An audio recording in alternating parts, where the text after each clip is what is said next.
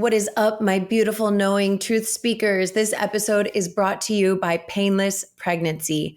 Painless Pregnancy is a group of physical therapists located in South Florida who specialize in helping pregnant and postpartum women prevent dysfunction and heal in the comfort of their own homes. This concierge service has been a game changer for me after my third childbirth, and I am excited to partner with them and offer our listeners 10% off of their first in-home visit using my code NikkiSpo10. Stay tuned to learn more. Thanks to Sana Skin Studio for supporting the No podcast. Sana is a skin studio that is shifting the relationship with your skin and your products through goal-driven facials, real guidance, and clean skincare. Stay tuned for our promo code so you can receive $25 off of your first facial at Sana Skin Studio. Welcome to the No Podcast with me, Nikki Spo. Welcome back, everybody. You are listening to The No with me, Nikki Spo. You guys, you gals, I am super stoked to be interviewing YesJulz today. Back in my party days, she was the queen of the night. She was at and likely hosted every major party in Miami, and all of the A-listers had her on speed dial when coming through town. Crowned as the queen of Snapchat, Julieanna YesJulz Goddard is always ahead of the trend. Julieanna has been paving the way for experiential marketing and holistic storytelling, creating memorable and immersive events and activations for elite brands and aligning them with the right talent to drive meaningful consumer engagement and value. 1AM has created and curated some of the most innovative and exclusive experiences and activations for an impressive roster of clients. Julz is a communications leader with a passion for building relationships between brands and customers through the combination of technology and digital media. She has many specialties, including digital strategy, social media strategy, and community management. Most importantly, she has a keen understanding of why something is trending and what will be the next best thing. With an engaged, curious, and creative audience of multicultural entrepreneurs and artists, Julz has built loyalty amongst even the most skeptical. They trust her opinion and expertise on branding, music making, and marketing. Julz is a new mama, and she's not one to shy away from reinventing herself. I have always been fascinated by her mind, and today we will get a close look into the creative powerhouse that is YesJulz. What's up, Boricua? Thank you. It's about time somebody recognized my Puerto Rican heritage. Yeah, girl. I'm so excited to have you on The No. So thanks for taking the time to meet with me via Zencaster, and bienvenidos. Oh, muchas gracias, señora. I feel like this has been a long time coming, man. I've known you forever. I mean, like I just did like an intro for you, and I was just thinking, like, back in the party days, my party days, not your party days. Back in my party days, I'm like, this woman was the queen of the night. I actually called you that. I'm like, the queen of the night. I love that. Thank you. That's probably better than my director of vibes title that I gave myself back. I mean, that's a really good title. Yeah, the culture just drove that word vibes into the ground, myself included. Wow. So we need a new title. So I'll take the queen of nightlife. Queen of the night. Now I'm trying to queen of the night. I like that. I mean, now you're a new mom too, because you're super queen of the night, right? Breastfeeding all night. So now I got to like alter. I'm like queen of the daytime meetings. Okay, so your daughter is like the most adorable tiny human ever. Like, seriously. So congrats on becoming a new mom.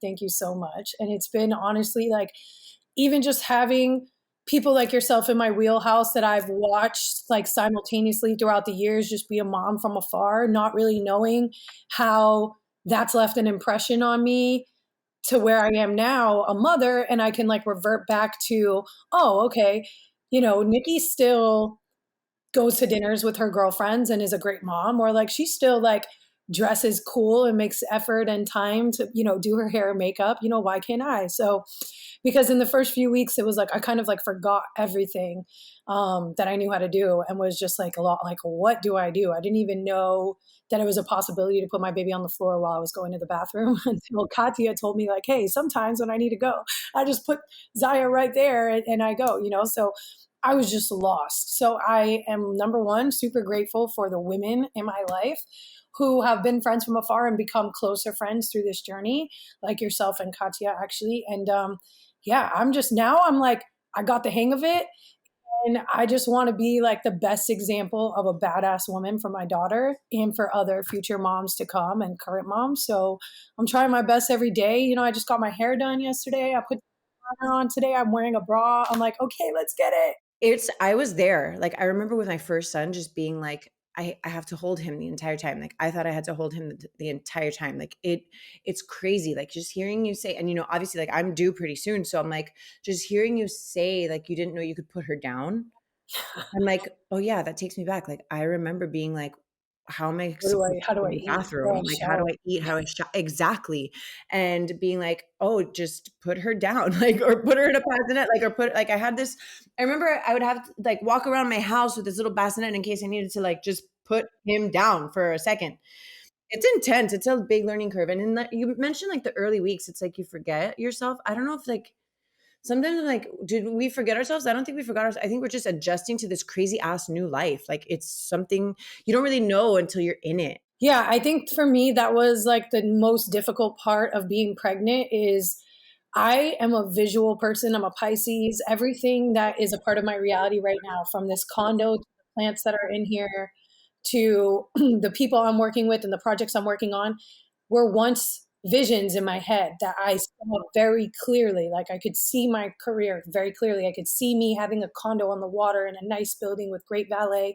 Like all these things were details that were etched in my mind. And so I'm really used to like knowing what's next because I can visualize it. But with being pregnant, it was the first time in my life that I tried to visualize what my life was going to be like. And I saw nothing but darkness. Like literally just, I was in a black hole of nothingness. And I'd try to picture my child and what she would look like, or what it would feel like to hold her, or what it would be like to breastfeed. And I couldn't picture anything. And I was just like, is my life about to be like a big dark black hole? Like, why can't I envision myself being a mother? And that for me was really scary because I'm like, am I not meant to be a mom? Am I not going to be a good mom? You know, so just like the anxiety, it was my first time really dealing with anxiety and not being able, you know, not being afraid of the future. I was always excited about the future. And for the first time ever, I was terrified. And so that was something to really like, I didn't even know the difference between anxiety and depression is that depression is having sadness and negative thoughts about the past, and anxiety is having fear about the future. I didn't even know those things. So I'm learning a lot. You know, I've learned a lot about myself. I've learned a lot about mental health. I didn't believe like in postpartum or prenatal depression. I never even believed in depression, really. I thought it was like mind over matter. I was one of those annoying people until it happened to me. And when I was depressed while I was pregnant, I thought that only like postpartum depression was a thing. So I didn't even know about prenatal depression. And I just had all these negative thoughts about myself as a woman and a mother. Like, I should be happy. I should be excited. I should be thanking God. I should be praising the universe for giving me this gift to carry life. But instead, all I can think about is not being able to make money, not being able to hit my career goals anymore, not being able to feel comfortable in my skin. Is my body going to be the same? Like all of these things. So having those thoughts and then having guilt for having those thoughts. Right. And then being in a relationship where your partner doesn't even understand remotely an inch of that and thinks and takes everything personal. Like, you know, and God bless him and he's young and like we're both living and growing and trying, you know, on our path to being the best versions of ourselves that we could be. But he very much was like, oh, so you don't want this life? Like you're like, all I hear you talk about is how you miss traveling and how you miss working and how you miss being able to work out and go in the ocean and take a hot bath. Cause you know, it's like, I was focusing on the things I couldn't do, not all the things I could do. Like imagine working for 10 years and wanting a break. And then you finally get, the universe is like, here, take 9 months off.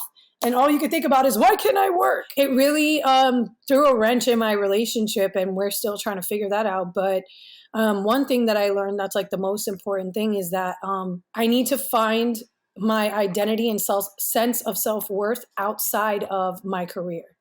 Because if you used to ask me, who are you? Who is Julz? Like everything in my answer would be a direct response, like a direct correlation to what I do for work. Like, oh yeah, I'm Forbes 30 under 30 for marketing. I have a radio station. I have a marketing agency, an event production company. Like I'm a host. Like you take all those things away. If I can't do all those things tomorrow, who am I?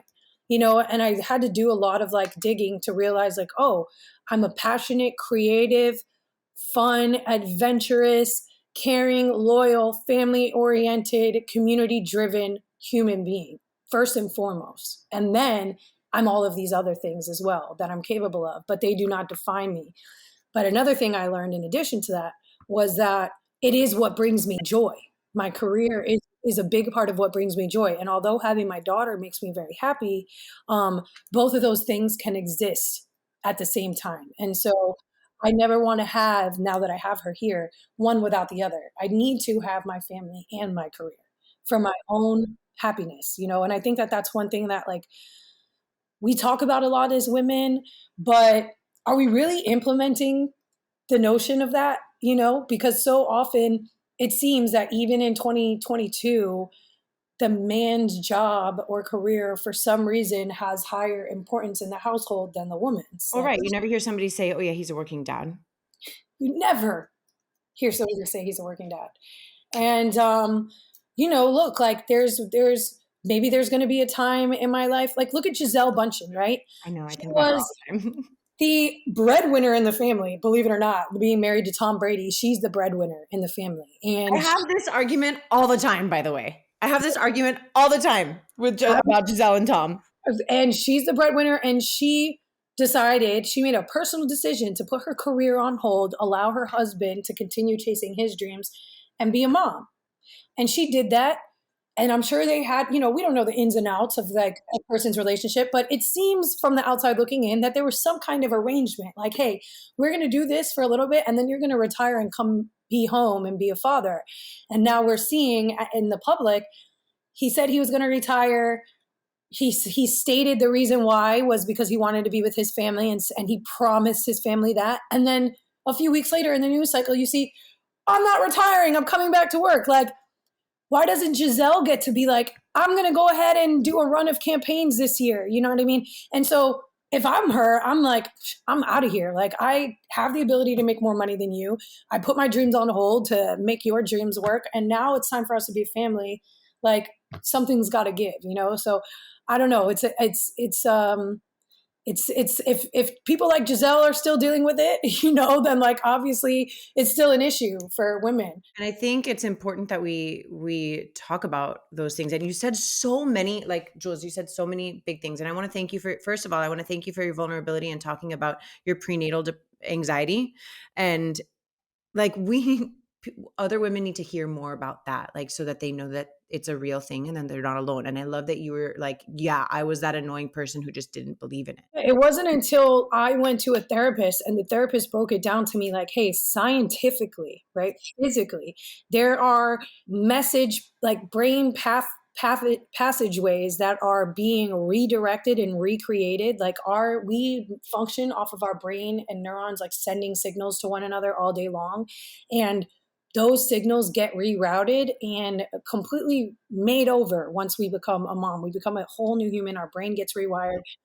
And there's a process, there's a period of time during that process where we might be subjected to more negative thoughts. Like just the way that our brain is communicating with itself leads us to doubt ourselves, leads us to feeling insecure, leads us to feeling afraid, leads us to feeling insignificant, unwanted, underappreciated.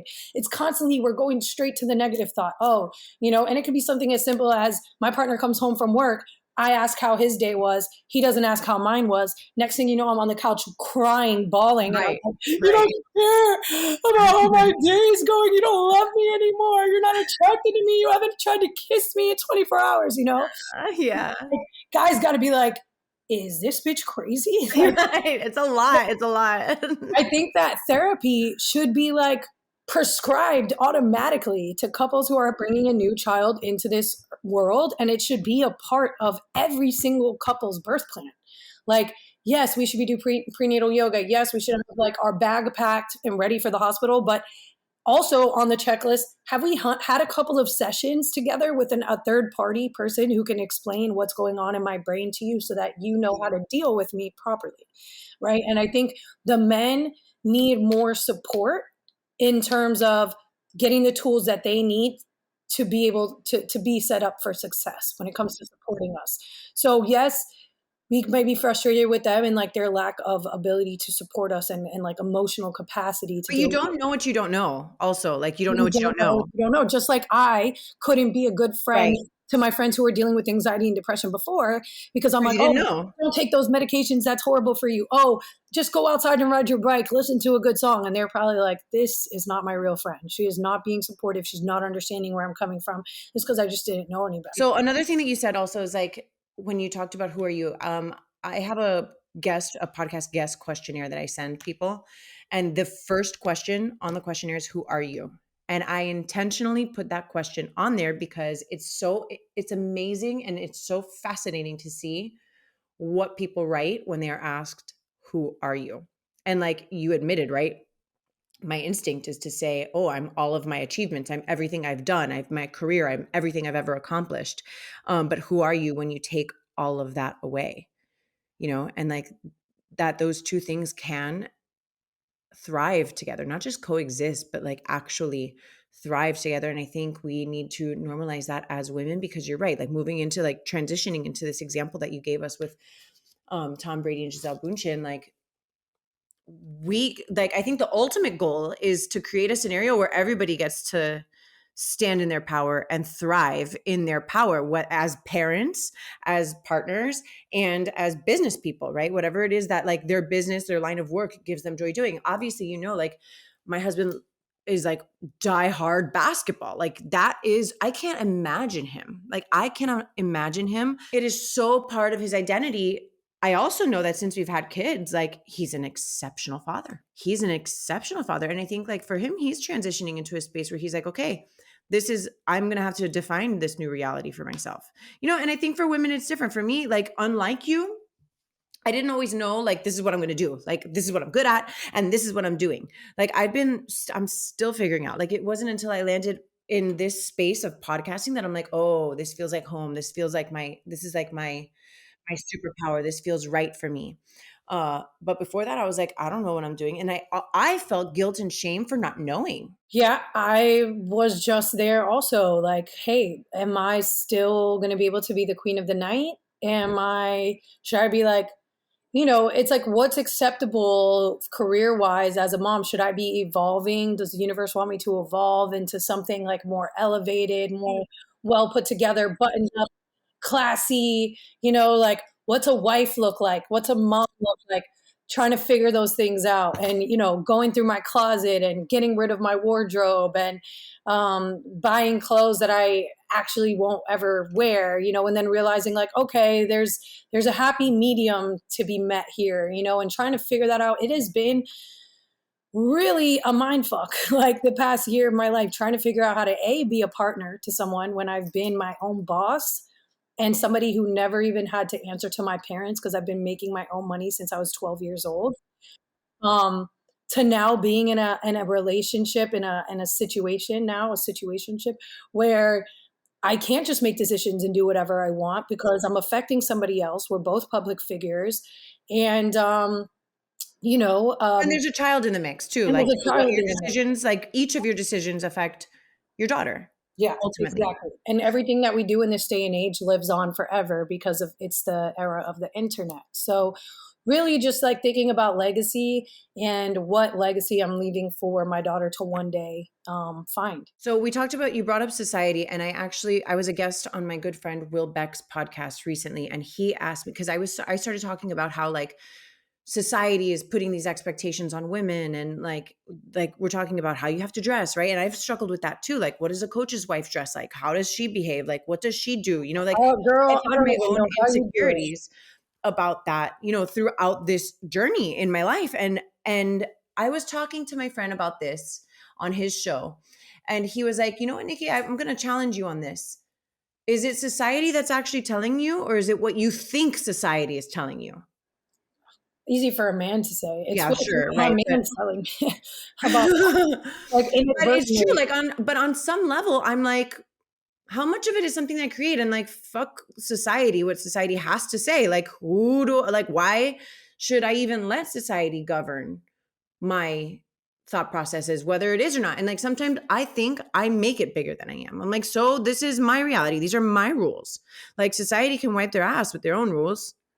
That's a fact. But we've all been pre-programmed. 100%. Like imagine there's probably been a time where you've seen a mom wearing something and been like, ooh, I don't know about that, like Totally. I'm sure That's why we have to break the chains, like, right? Like we have to do this where we're like having these conversations, these real conversations where we're saying like, yeah, mamas, we're not going to do that to each other anymore. And I honestly, more than men, I think it starts more with women. Like we need to not do that to each other. And so like, it's like this crazy thing. Like I do a lot of like reading about like toxic patriarchy, which by the way, like not all men are a part of. Like the toxic patriarchy is like its own thing. And some people, men and women, subscribe to it. And there are other people, men and women, who do not, right? So, but it does start with the patriarch because like women turn against each other for like ultimately for the approval of man. Yeah. And that's something that now that I've had the amazing, beautiful, wonderful experience of being in true love, being courted by a real man, being in a relationship that was fully committed and dedicated for the first time in my adult life, I realized that, like I'm good. Like if I have to give up who I am to experience love, it's not worth it for me because I have love in my everyday life. I have love in like, I just have love. I have love in my friends. I have love in my family. Now my daughter, I love rollerblading. I love the sun and the way that videos of you rollerblading. The water here, I can't wait to rollerblade with you once you're ready. But, it's like, there's no love with a man that's worth giving up these little things that make me happy. And there should be somebody out there, hopefully. And hopefully it's my child's father and we just figure out our differences. Literally, I tried being a mom influencer for a little bit and just like attacking like mom brands and stuff. But music makes me happy.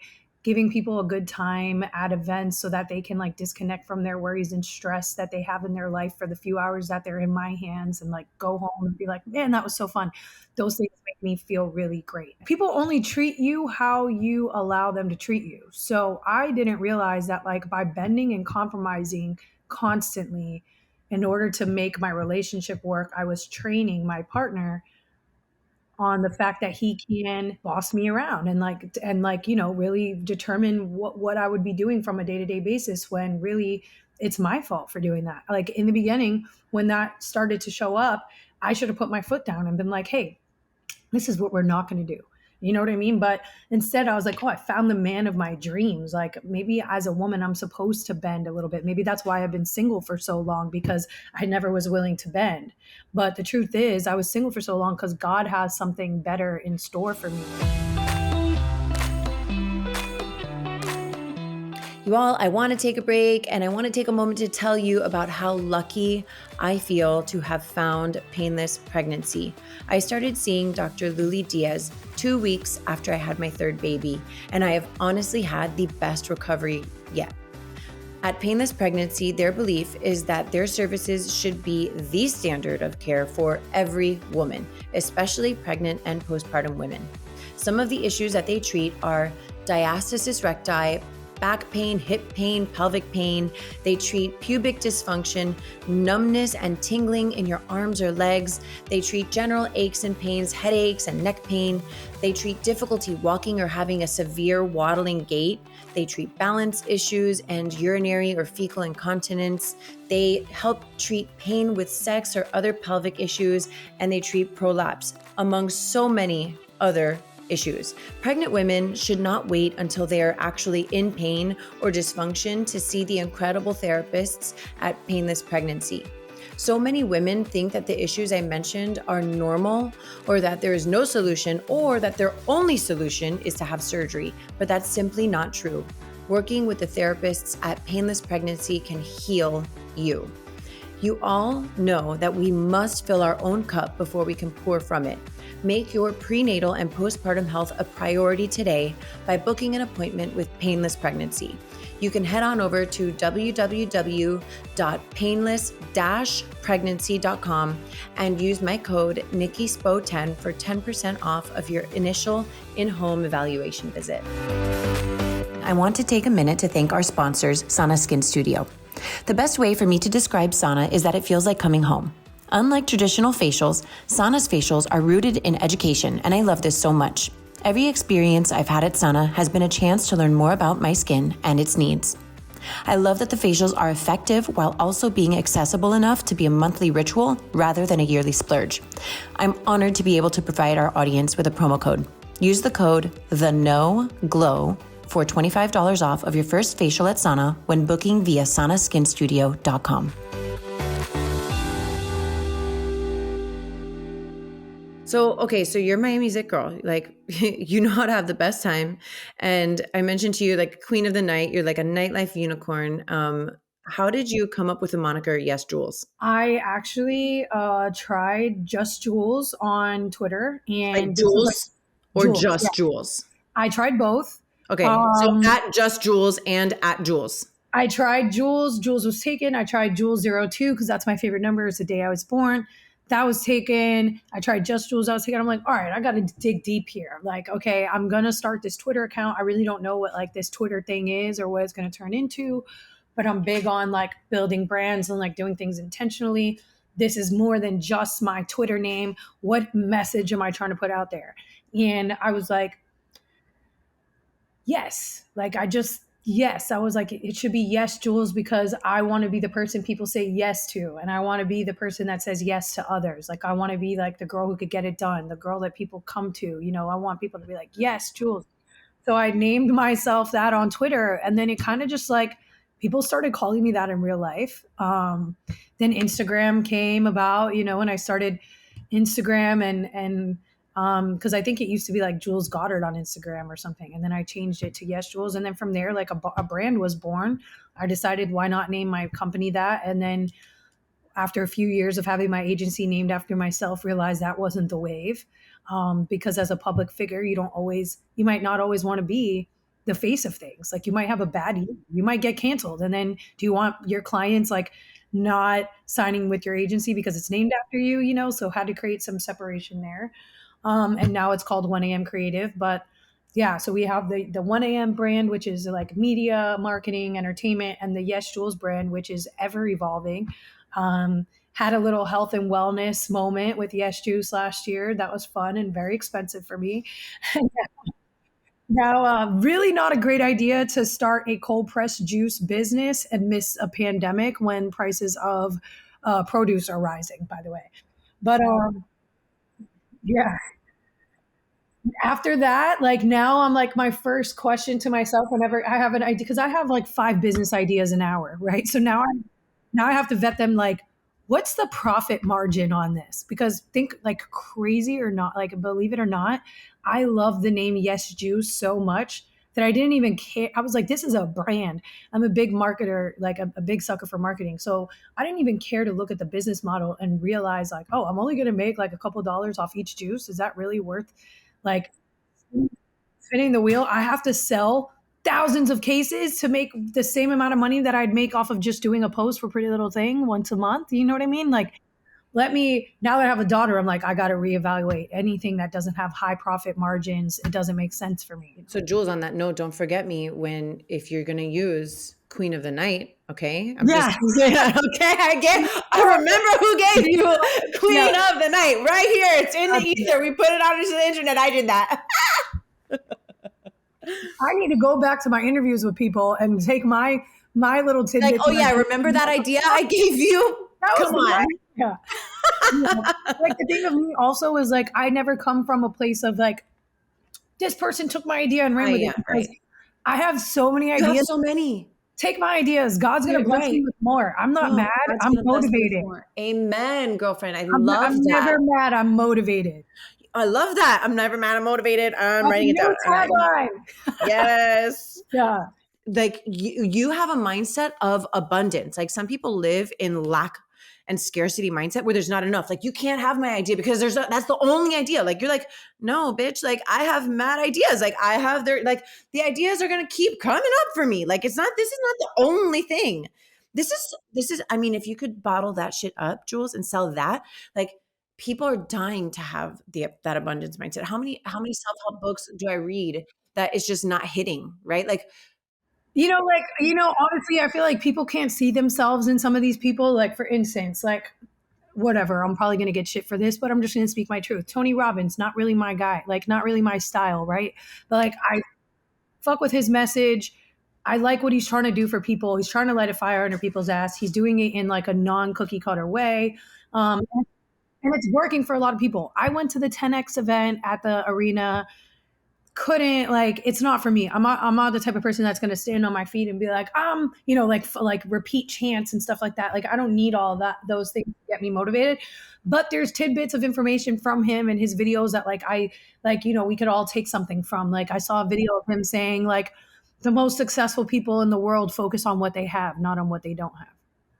And if you're spending your time focusing throughout the day on like, oh, I made 6 figures this month, but it's still not enough to pay off that tax bill I've got, just random, like, no, not that I have a crazy tax bill, but, if you're focusing, how about like, thank you God for bringing me these 6 figures, because when you come from that place, then you'll be able to see the other blessings that are in your life and you won't be focusing on what you don't have. And that makes room for more things to come.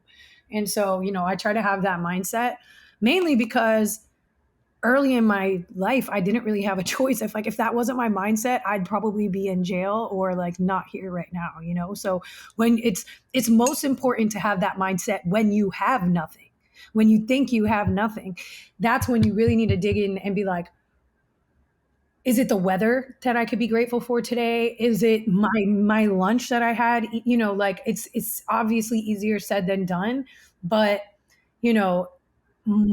it's more money, more problems. Like, people think that money is the answer and the solution to everything. But if you have that negative mindset of feeling like coming from a place of lack, then you're never going to have enough money. You're never going to have enough friends. You're never going to have enough clothes, opportunities, etc. So abundance mindset, super important. I need help. Help me. I'm like an old lady on TikTok and I almost want to give up. Like, what's happening? How has your transition been to TikTok? I'm not really focused on it. Every day I get new followers on there. So I think just like naturally, like, it's happening, I guess. But I tried to focus on it for a couple of days. And then I was just like, this isn't like organic to me.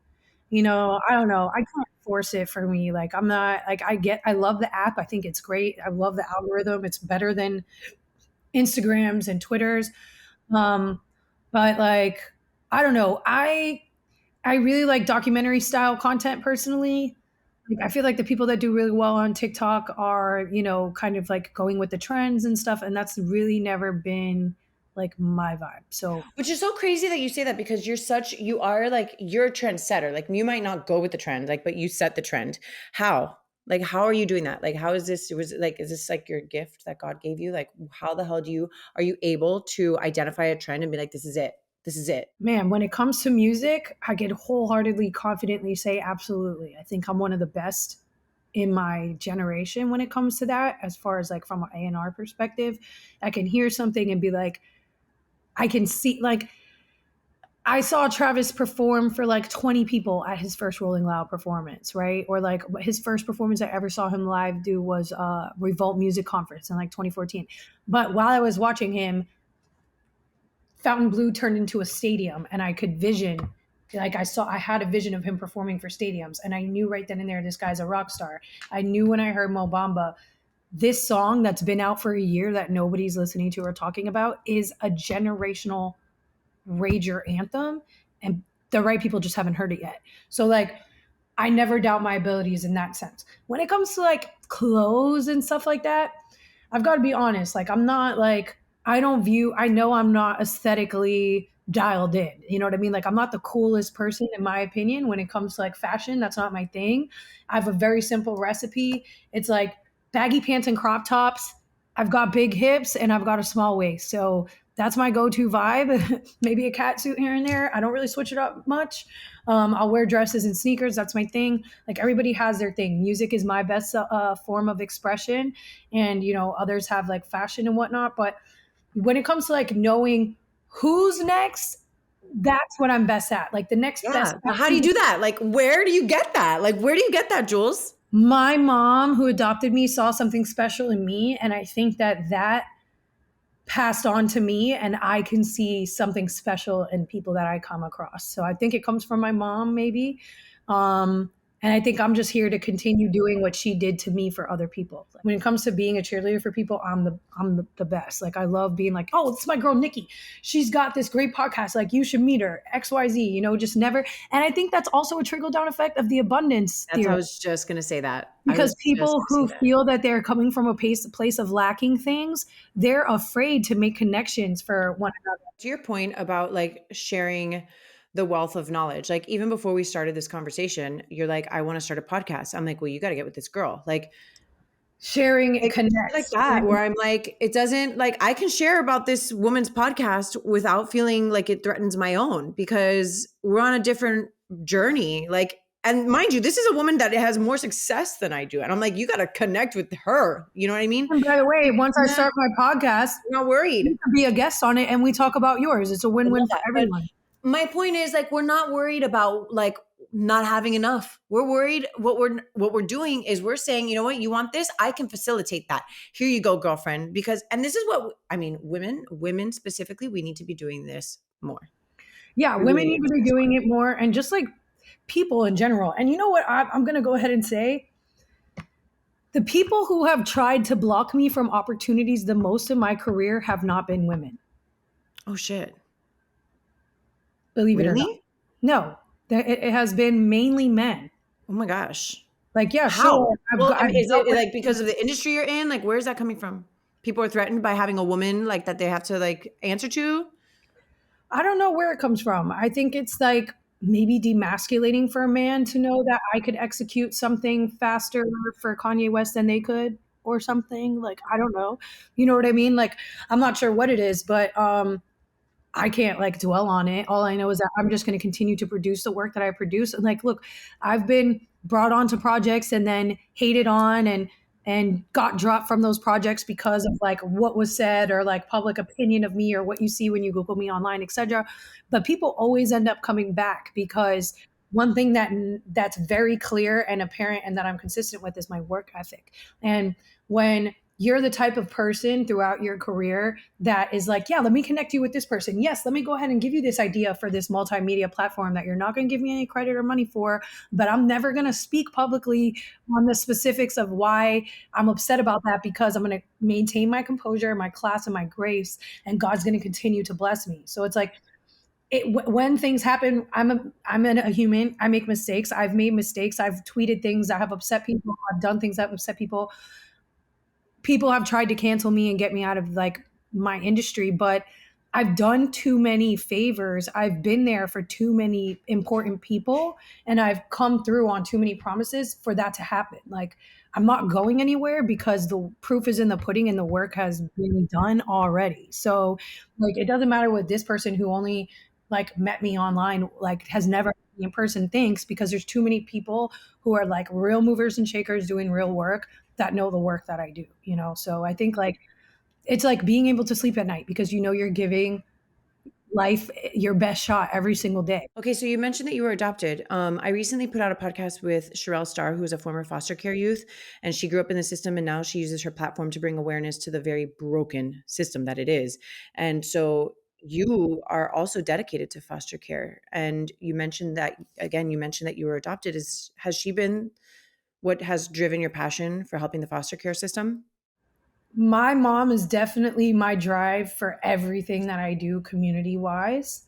I have a foundation called Little Rascals. It's named after the after-school care program that I used to go to when I was in foster care, that my mom was the program director at. So it was here in South Florida called Little Rascals.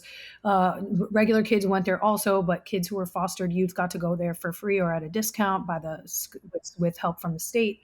And so my dream, like, and I really get upset with myself every time somebody like brings this up, because I wish that I could say that I've done more in the space, but I have done some cool things. I've built 3 recording studios, one in Haiti at an orphanage, one in Alapata at the Motivational Edge, which is now called the Miami Heat, which I would love to do some work with you in this space. The Miami Heat took over the Motivational Edge in Alapata, which is an after-school program where I built a recording studio for the kids to express themselves and have something to sell other than what they might be influenced to sell otherwise. Yeah. And then another one in Palm Beach Correctional Facility. It's like, my thing is this. The only reason why the program director of my after school care program knew who I was, because right, only your teachers are like the people that you're with every day know who you are, the person at the top, the principal, etc. They don't know all the. She only knew who I was because I was getting in trouble and getting sent to her office every day. Whether I was stealing something, trying to sell something in class, like I used to throw my own little concerts in the backyard in the clubhouse while classes were going on. I'd like make my own flyers and put them outside, and I'd get in trouble for this. And instead of being like, oh, this girl's a troublemaker, let's kick her out of here and put her in a different program, she was like, let's get her voice lessons. Let's get her piano lessons. Let's get her in drama and theater. Like, thank God for teachers and childcare workers that are like my mom, because these are the people who are shaping the world that we are going to live in the future. The children are the future. It's disgusting to me, the amount of money that we pay our teachers. We're starting to see the ramifications in a world where it's too easy to do what you love and make legitimate good money doing that online, and like you won't even have to leave your house. Why would teachers want to get up, go to work, be with our kids all day long, not really it's a thankless job, right? And you're making less than $40,000 a year. How does this make sense? I have this conversation with Spo all the time, or I used to, not so much anymore, but I was a teacher in Little Havana for 5 years in a middle school. And I was teacher of the year there. I'm very proud of that. But I left teaching. I'm like, F this shit. And here's the thing. I love teaching. I loved my dance team that I coached. I had like 13 girls on the team and 1 boy, and I loved them so much, but I can't tell you, I'm like, this is not, it's disrespectful. It is disrespectful how much money. And Eric would be like, you don't have to make money. Like, I think I got us covered. Right. Which is true. Like yes. But I'm like, it's like a self-worth thing where I'm like, I cannot, like, on a principle level, I'm like, you do not, like, the system is so broken, and there's no respect for teachers. I remember I used to teach English language arts, and our administration sat us down and was like, okay, guys, you teach English language arts, right? You can't teach fiction anymore. So don't teach any of those stories. You're only allowed to teach informational texts. All right, so great. We're going to teach the truth about a lot of things. Sure, but my whole point, I'm like, okay, but then there's, right, so the fiction, right? You think about like To Kill a Mockingbird and all these like really, really powerful books that talk about things that are really difficult for people to hear. So if they want to say we can't teach fiction, then let's get the Bibles removed from schools.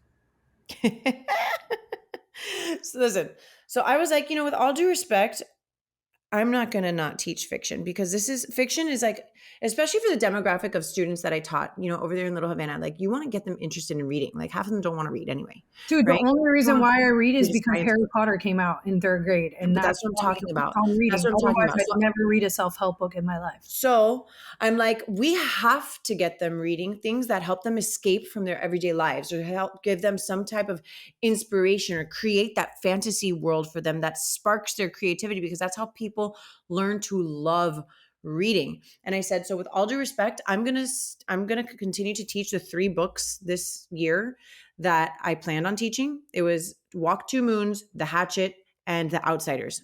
Like, amazing middle school books. And I was like, at the end of the year, they'll take their standardized test, and you can let me know how my scores did, and we'll assess for next year. My 7th graders had the highest score in the middle school. If we don't do something very soon for budget, like, why are we pulling from budgets for wars, but not preventing those wars by raising the next generation of caretakers and givers and thought leaders correctly? you talked about Web3 and I don't know what the hell Web3 is. Can you tell me? Can you tell me what that is? It's basically decentralized. It's a new world on the internet that is decentralized. It's a space that says it's for the people by the people. Like, it's like, hey, companies shouldn't be owned by one person at the top and owned and governed. They should be owned and governed by those that drive the business, right?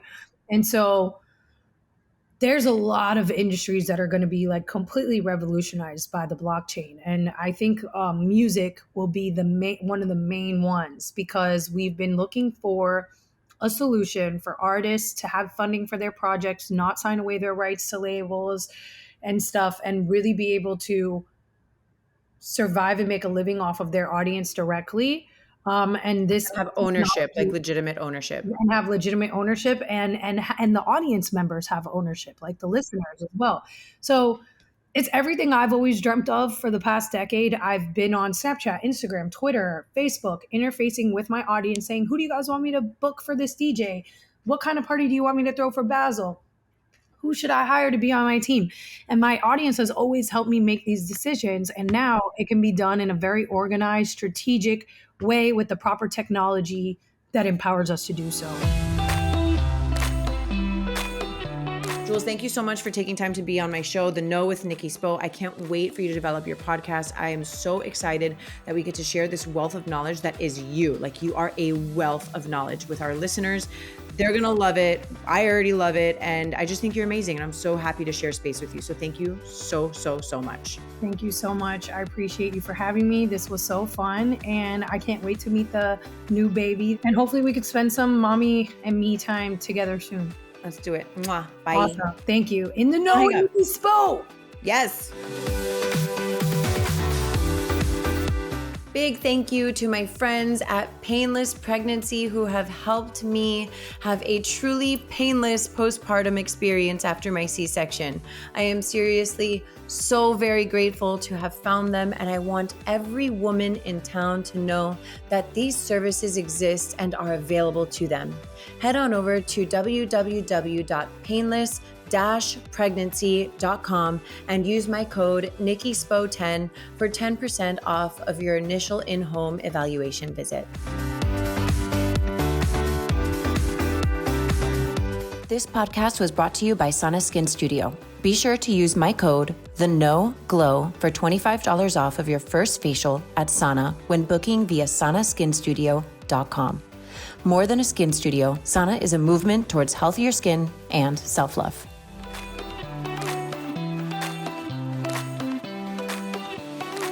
Thank you so much for listening to The Know. If you loved this episode, go ahead and share it with a friend. Words are so powerful, and someone may need to hear what we covered today. And if you really loved this episode, please take a moment to rate the show and leave a review. Your comments are so important and valued, and they give other listeners insight on what to expect on The Know. You can connect with me personally via Instagram at NikkiSapSpo and The Know with Nikki Spo. My hope for you today is that you are fearless in looking inward so that you can be your highest, most authentic self and go after the life of your dreams.